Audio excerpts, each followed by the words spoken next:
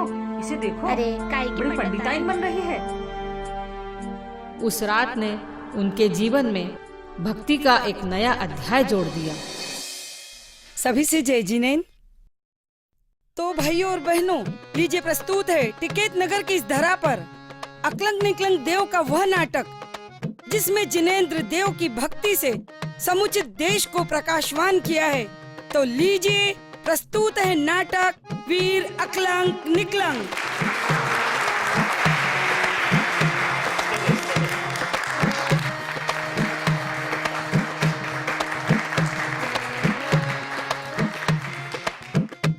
नहीं नहीं नहीं बेटे अकलंक, अब हमने निश्चित कर लिया है कि तुम्हारा विवाह कर दिया जाए। पिताजी, मैं ब्याह नहीं करूंगा। ब्याह नहीं करूंगा? बेटे, तुम्हारी विवाह की उम्र हो चुकी है, ब्याह क्यों नहीं करना चाहते तुम? पिताजी, अनंत काल से इस संसार में परिभ्रमण कर रहा हूँ, इंद्रियों के कई भोग भोग चुका हूँ, अब मैं आत्म कल्याण चाहता हूँ। पिताजी। कल्याण? आत्मा का कल्याण? बेटे, अपनी गृहस्थी बसा लो, अपने बच्चे बच्चियों को संस्कार पूर्वक रखो, उसके बाद अपनी आत्मा का कल्याण करो। नहीं पिताजी, मैं इस गृहस्थ रूपी कीचड़ में फंसने से अच्छा है कि मैं इसमें पैर ही न रखूं। मैं आत्म कल्याण चाहता हूं पिताजी।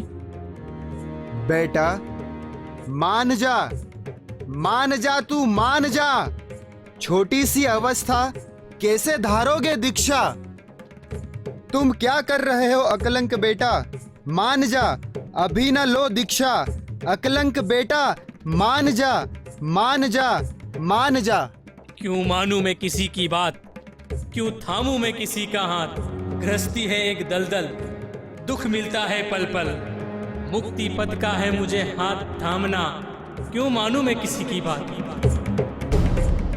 अरे वाह वाह वाह वाह, बहुत बढ़िया नाटक रहा यार, कितना धार्मिक नाटक रहा। मजा आएगा, मजा जो आएगा। नाटक में हमारी जिंदगी में कदे ही नहीं देखियो। हाँ भैया, बहुत धार्मिक नाटक हो। सही में ना नाटक तो बहुत अच्छा था, पर तुम इतना मुस्कुरा क्यों रही हो? कुछ नहीं, अभी घर चलो, बाद में नहीं पिताजी, मैं इस गृहस्थ रूपी कीचड़ में फंसने से अच्छा है कि मैं इसमें पैर ही न रखूं। मैं आत्म कल्याण चाहता हूँ पिताजी। क्यों मानूं मैं किसी की बात, क्यों थामूं मैं किसी का हाथ? गृहस्थी है एक दलदल, दुख मिलता है पल पल, मुक्ति पद का है मुझे हाथ थामना। क्यों मानूं मैं किसी की बात, क्यों थामूं मैं किसी का हाथ?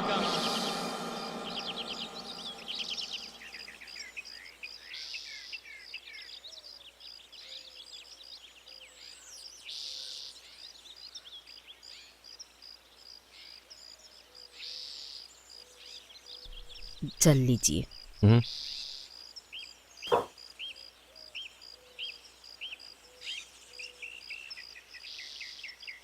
काम खत्म नहीं हुआ अभी तक? हाँ, थोड़ा बाकी है, होने ही वाला है। क्या सोचा आपने? किस बारे में? हमारी बिटिया बड़ी हो गई है, विवाह योग्य हो गई है, जल्दी से उसके लिए योग्य वर ढूंढकर हाथ पीले कर दीजिए। अरे हाँ, ये तुमने बिल्कुल ठीक कहा।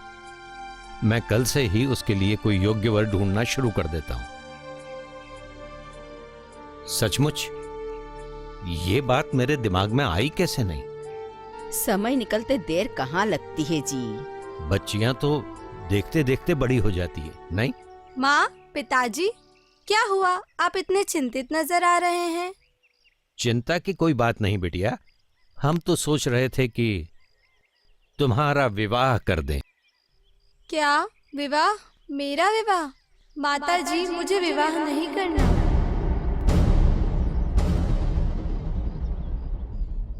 क्यों? विवाह क्यों नहीं करोगी बेटी? माँ, मैंने तो आजीवन ब्रह्मचर्य व्रत अपनाया है। क्या कहा? आजीवन ब्रह्मचर्य व्रत?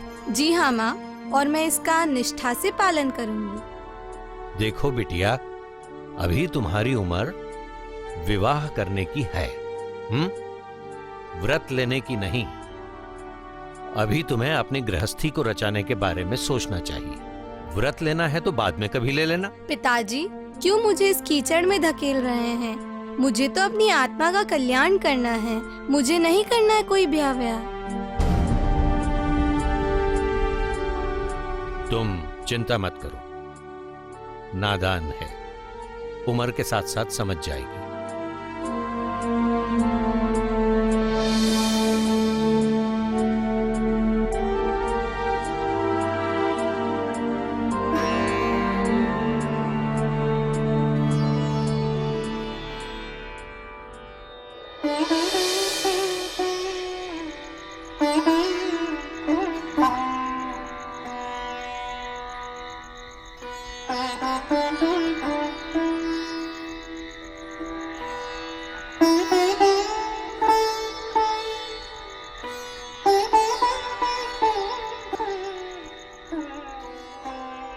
बुआ, लाला,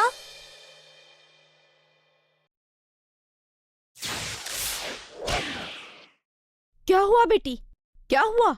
मैंने एक बहुत सुंदर स्वप्न देखा। मैंने देखा कि मैं हाथों में अष्टदव्य की थाली लिए, श्वेत वस्त्र पहने, रात्रि में मंदिर जा रही थी और मैं बढ़ती थी, चंदा भी बढ़ता था। इसका क्या मतलब है माँ? जाएगी, ये नहीं रुकेगी, जाएगी। गुरुवर देश भूषण जी आए, मैं नमोस्तु महाराज जी। सधर्म वृद्धिरस्तु। कहो बेटी, क्या कहना चाहती हो? महाराज जी, मुझे इस संसार से मुक्ति पाना है। अब आप मुझे दीक्षा दे दीजिए। बेटी, तुम्हारे मस्तक को देखकर प्रतीत होता है कि तुम निश्चित रूप से धर्म मार्ग पर आगे बढ़ोगी और विश्व में जैन धर्म की पताका फहराते हुए अपनी आत्मा का कल्याण करोगी। मेरा आशीर्वाद सदा तुम्हारे साथ है। आशीर्वाद दिया गुरुवर ने, हर्षित था मैना का जिया। बाराबंकी गए मैना, तेरे पिताजी मुझ पे नाराज हैं। मैना अभी भी मान जा बेटा। नहीं माँ, मुझे जाना ही है। गुरुवर का आशीष मिला और अंतर मन की खिली कली। गुरुवर देश भूषण जी आए।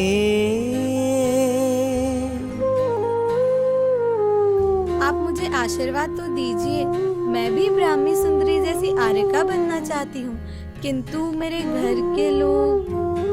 जिद करके रुक गई थी मैना, परिजन विनती कर हारे। गुरु के सम्मुख किया केशिलोच, चकित रह गए थे सारे।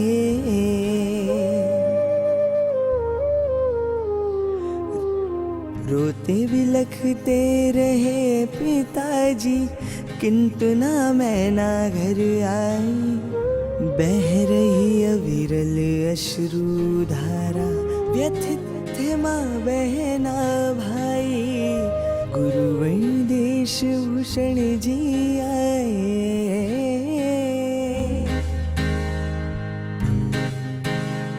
वीर की भांति चरण बढ़े थे, नाम वीरमती था पाया। वीर सागर जी की शरण मिली और आर्यका का पद पाया। अद्भुत ज्ञान को देख गुरु ने दिया नाम था ज्ञानमती। इस युग की बनी गणनी प्रथम वो, और कहलाई बाल सती।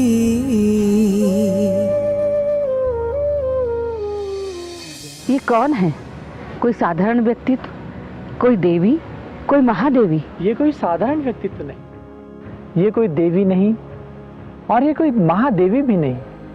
ये है 20वीं 21वीं शताब्दी की प्रथम बाल ब्रह्मचारिणी साध्वी, महासाधिका, चारित्र चंद्रिका, परम पूज्य गणिनी प्रमुख, युग प्रवर्तिका, सिद्धांत चक्रेश्वरी, आर्यका शिरोमणि श्री ज्ञानमती माता जी। हे ज्ञानमती, है ज्ञान पुंज, है ज्ञान सिंधु, है ज्ञान किरण, साहित्य सर्जक ज्ञान वारिधि, ज्ञानमती माँ को वंदन। 4 शतक 50 से ऊपर ग्रंथ रचे अचरजकारी, पूजन विधान की रचना से सज गई है ज्ञान की शुभ क्यारी। हर शब्द ज्ञान की गरिमा बन अंतस में अलख जगाता है। आगम का ऐसा गहरापन कहीं और नजर नहीं आता है। ज्ञानमती के ज्ञान की महिमा को जाने सारा संसार। भारत ही नहीं अखिल विश्व में गूंजी ज्ञानमती जयकार। नमन करते हैं हम उस परिवार को जिन्होंने जैन समाज को, जिन आगम को आज तपस्या और त्याग के कई रत्न दिए हैं। इसकी पावन प्रेरिका गणनी ज्ञानमती माँ महान है। इसकी पावन प्रेरिका गणनी ज्ञानमती माँ महान है। जिसके शुभ चिंतन से प्रगटे आदिनाथ भगवान है। जिसके शुभ चिंतन से प्रगटे आदिनाथ भगवान। रात्रि में मैंने 2 बजे से ध्यान करना शुरू किया और आज 4 साढ़े 4 बजे लगभग मुझे एक बहुत सुंदर उपलब्धि हुई। मेरा चिंतन चल रहा था कि भगवान ऋषभ देव की मूर्ति बने और भगवान ऋषभ देव की हो, 108 फुट की हो और पूर्व दिशा की तरफ मुँह करते हो। बहुत बड़ा काम है माता जी, तो बहुत साल लगेंगे पहाड़ के ऊपर काम करने में। तो क्या होता है, भगवान 3 लोग के नाथ भगवान ऋषभ देव को प्रकट करना है, बनाना है। देखो सारे लोगों, ऐसा है ना, आप लोगों ने माता जी की हर योजना को सफल किया है। जम्बूद्वीप बना तब भी बड़ा बड़ा लगता था और बहुत बड़े बड़े आयोजन भी हुए, तमाम रचनाएं बनी। तो ऐसे इसको भी प्रोजेक्ट हाथ में लिया जाएगा। ठीक है ना, माता जी की इच्छा है तो हम सब लोग लगेंगे, जैसे सब काम किए जा रहे हैं बस ये भी किया जाएगा। 108 फुट की मूर्ति बनाने का विषय माता जी ने कहा, मन में विषय आया अखंड मूर्ति तो हमारे में खंडित नहीं करती, एक ही पत्थर में होना चाहिए। तो वो पत्थर इतना अवेलेबल हो जाए या मिल जाए और उसको कारागिर मूर्ति बनाने के लिए योग्य पत्थर समझे। ये दो बातों थी। भगवान से हमने कहा कि भगवान इतनी हमारी इच्छा पूरी कर दे।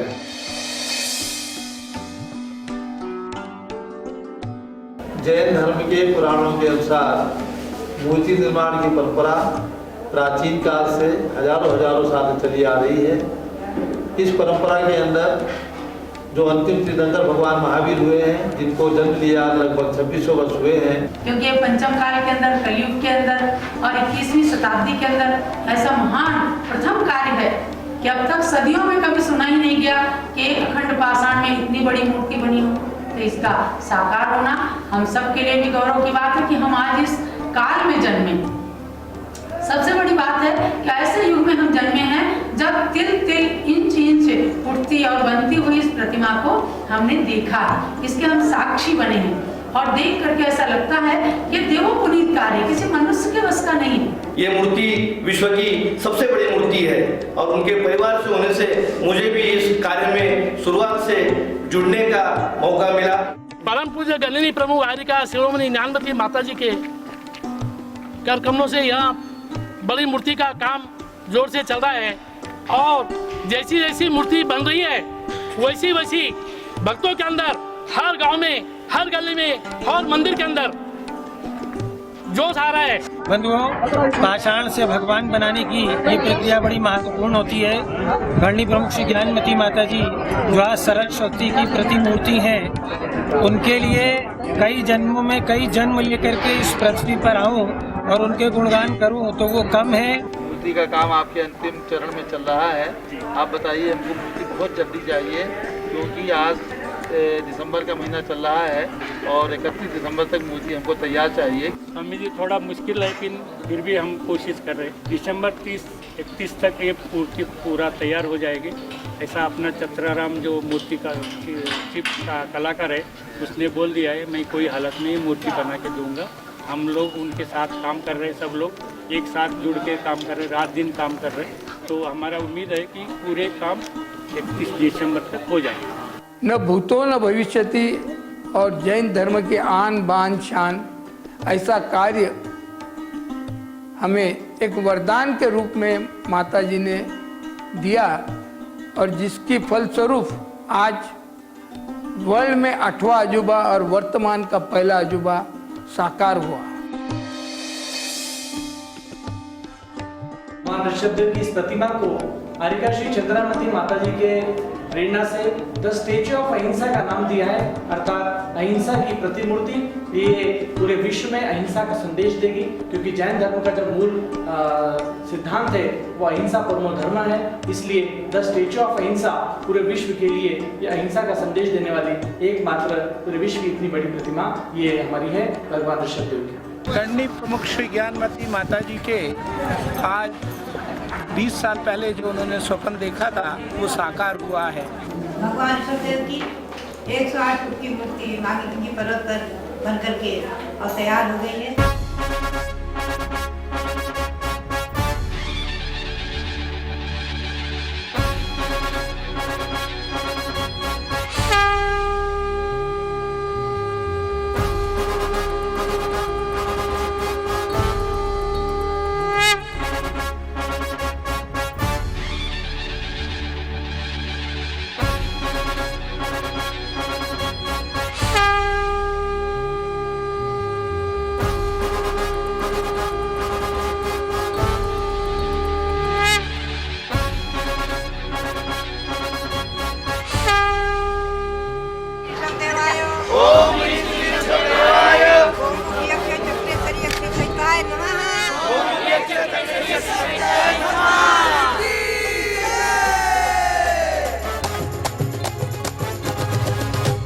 चलो चले मांगी तुंगी पंच कल्याणक महान है।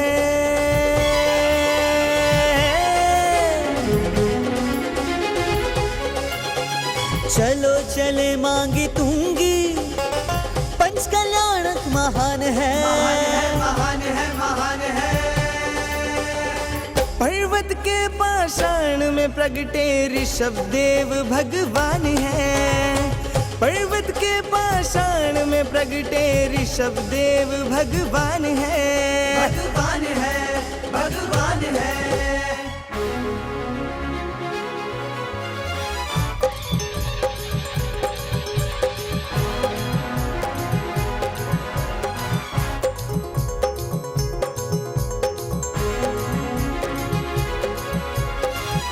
ऋषभदेव भगवान की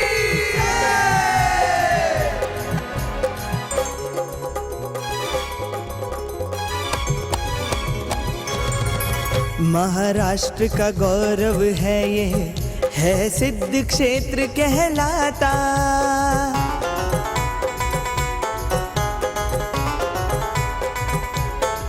महाराष्ट्र का गौरव है ये, है सिद्ध क्षेत्र कहलाता। जो भी श्रद्धा से यहाँ आता मन वांछित फल पाता। जो भी श्रद्धा से यहाँ आता मन वांछित फल पाता। इसी धरा से मोक्ष गए श्री राम और हनुमान है। हनुमान है हनुमान है।